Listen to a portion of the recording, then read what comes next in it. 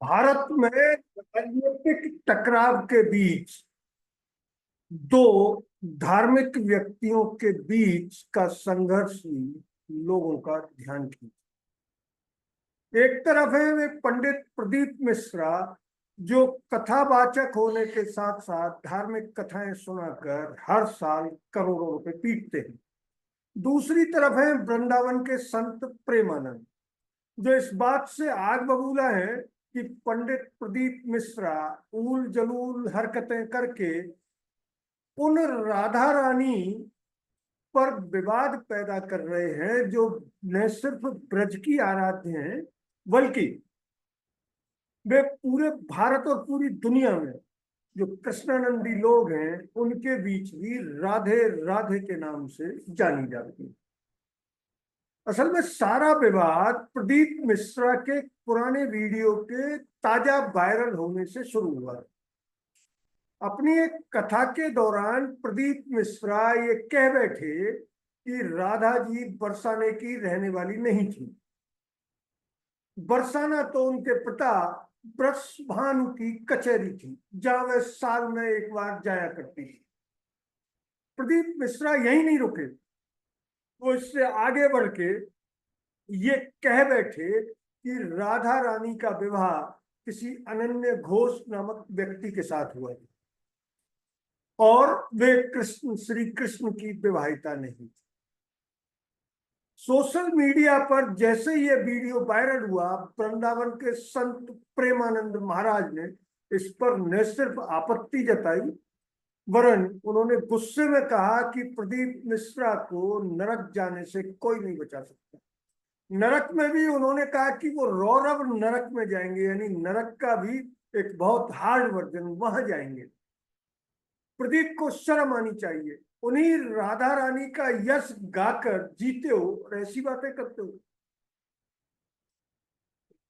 संत प्रेमानंद का ये वीडियो पर दिया गया संदेश कुछ इस तरह से वायरल हुआ कि प्रदीप मिश्रा के हाथ पैर चले। हालांकि प्रदीप मिश्रा भी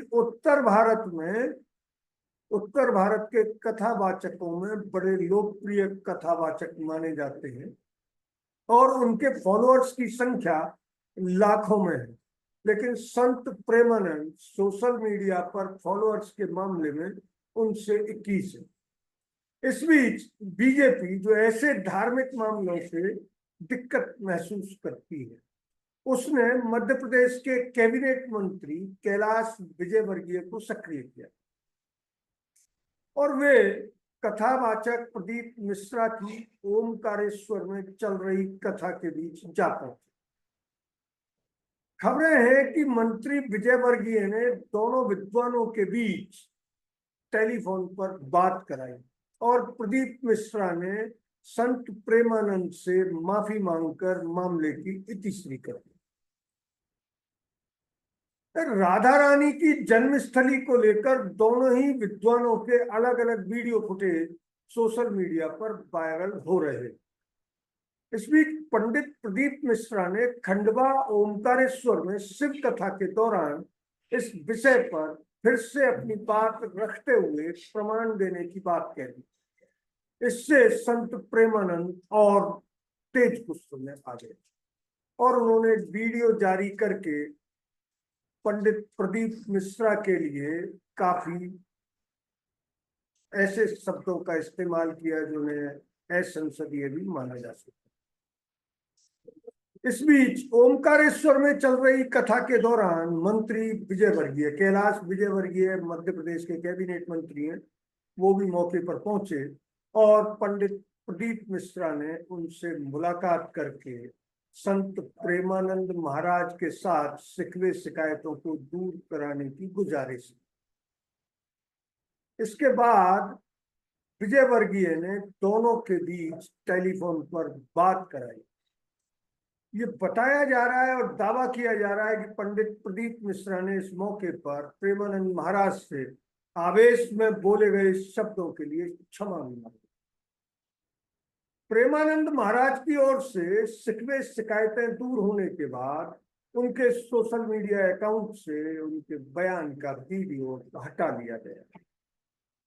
असल में राधा रानी के जन्म स्थली को लेकर पंडित प्रदीप मिश्रा ने उनका जन्म रावल गांव में होना बताया और उन्होंने कहा कि उनकी शादी किसी अनन्य घोष नामक व्यक्ति के साथ हुई। प्रदीप मिश्रा के इस वीडियो के वायरल होने के बाद संत प्रेमानंद महाराज की ओर से कड़ी आपत्ति जताई गई और उसके बाद लगातार मीडिया में खबरें आई कि दोनों ही विद्वानों के बीच शब्दवान चल रहे हैं। इस बीच शिकवे शिकायत दूर होने के साथ ही समझौता होने की खबरों का प्रेमानंद महाराज के शिष्य और उनके आश्रम श्रीहित राधा कैली कुंज के प्रतिनिधि नवल नागरी शरण महाराज और महामाधुरी शरण महाराज ने एक वीडियो संदेश जारी किया है। इसमें बताया गया है कि प्रेमानंद महाराज अपने पास कोई फोन नहीं रखते। अगर कोई उनसे फोन के जरिए संपर्क करना चाहता है तो उससे हमारे जरिए बात करनी। अगर कोई भी फोन कॉल आएगा तो हमारे पास ही आए। महाराज जी से सीधे तौर पर फोन पर बातचीत नहीं की जा सकती। दोनों शिष्यों ने प्रेमानंद महाराज के अनुयायियों से अपील की है कि वे सुलह और समझौते की खबरों को फर्जी समझे और उन पर ध्यान दें। इधर कथावाचक प्रदीप मिश्रा के खिलाफ उज्जैन से लेकर मथुरा के संतों में काफी विरोध है। मथुरा के संतों ने तो एक महापंचायत भी बुला ली थी। इसमें प्रदीप मिश्रा को अल्टीमेटम देते हुए कहा गया था कि वे अगर बरसाना जाकर माफी नहीं मांगेंगे तो ब्रज के संत उन्हें ब्रज प्रदेश में घुसने नहीं देंगे। इसी तरह उज्जैन के संतों का भी कहना है कि पंडित प्रदीप मिश्रा अगर मथुरा जाकर प्रेमानंद महाराज से नाक रगड़कर माफी नहीं मांगते हैं तो हम कोर्ट जा सकते हैं। इसके साथ ही उनके उज्जैन आने पर प्रतिबंध भी लगा सकते। ये सही है कि पंडित प्रदीप मिश्रा ने जो कुछ कहा है उस ब्रज जहां श्री कृष्ण ने जन्म लिया था वहां के लोग कतई सहमत। ब्रज के लोग मानते हैं कि राधा रानी बरसाने की थी और श्री कृष्ण के साथ उनका दैहिक नहीं आत्मिक प्रेम था और इसी वजह से श्री कृष्ण जब मथुरा होते हुए द्वारका पहुंचे तो वहां भी वो राधा रानी को याद करते रहते थे और उनकी जो रानियां थीं वो इस बात के लिए श्री कृष्ण से आए दिन नाराज। एक किस्सा गोई में चीज आती है। कुछ विद्वानों ने अपनी श्री कृष्ण पर लिखी गई किताबों में ये कहा है कि एक बार श्री कृष्ण ने उनके तानों से तंग आकर ये कहा कि वो ऐसी बीमारी से ग्रस्त हो गए हैं जिसका इलाज सिर्फ तब होगा जब उनके कोई भी रानी या उनसे प्रेम करने वाली कोई भी नारी अपने पैरों का जल उन्हें उपलब्ध कराएगी, उससे पीकर उनका पेट दर्द समाप्त हो जाए। लेकिन पटरानी रुक्मणी के साथ ही उनकी चारों रानियों ने इससे इनकार कर दिया। तब श्री कृष्ण का एक दूत ब्रज में आया जहां उन्हें यमुना के किनारे राधा रानी मिली और उन्होंने जब उनको बताया कि श्री कृष्ण का पेट दर्द तभी दूर हो सकता है तो उन्होंने नरक में जाने या किसी भी तरह की चीज में फंसने की अपेक्षा सीधे अपने पैर उस बर्तन में डाल दिए जिसमें उनके पैरों की रज उस पानी में मिल गई और उस पानी को पीकर श्री कृष्ण ने जैसा कि उनका इरादा था उन्होंने कहा कि उनका पेट दर्द दूर हो सकता है। उसके बाद उन्होंने अपनी रानियों को ये बताया कि आत्मिक प्रेम जरूरी है, दैहिक प्रेम नहीं। ये किस्सा बताता है कि ब्रज के लोग श्री कृष्ण और राधा रानी के बारे में कुछ भी सुनने के मूड में नहीं।